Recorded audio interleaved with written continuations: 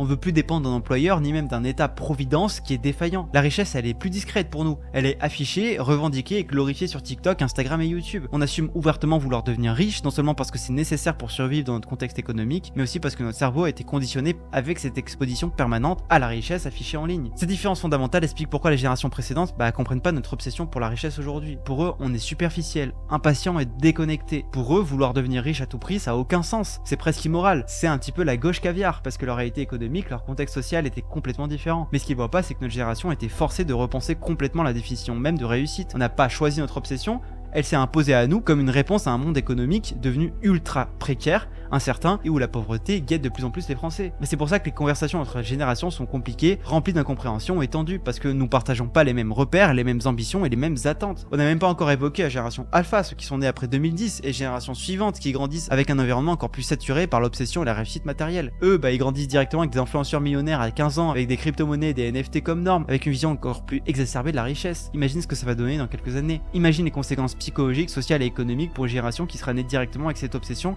sans même connaître autre chose.